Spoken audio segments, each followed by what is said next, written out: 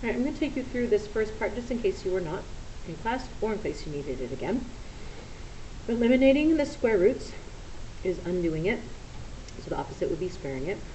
We end up getting 2x plus 3 is equal to x squared. And then I need to do a couple of options. I need it to be equal to 0. That's what you need if you have an x squared term and an x term. So I'm going to move these other things to the other side. And then it looks like I should be able to factor it.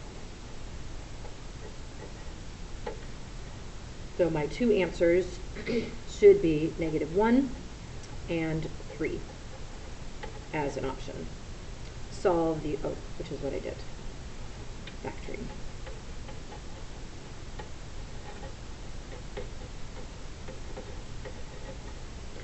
Now, for here, are these equations related to the previous problem? This is one side and this is the other. And so I'm going to go ahead and graph them both. So I've input them in here. And I'm going to go to where it says graph.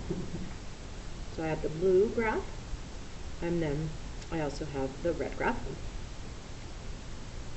And with that, you can see right here they cross at +3 here, just like we had here. But you see they don't cross at -1. They're not hitting each other at all. So we say, that's interesting. They only cross in one place, and that is at x is equal to 3.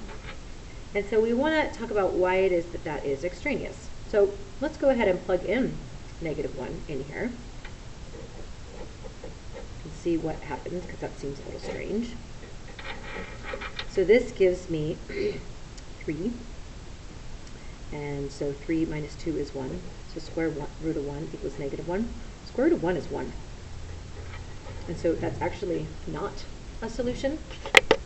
Whereas when I plug in 3 into here,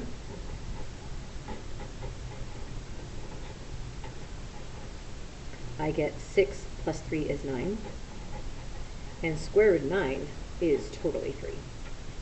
So what's interesting is if I were to look back up here, and if I were to plug in the bottom part of the square root answer, so like the negative part,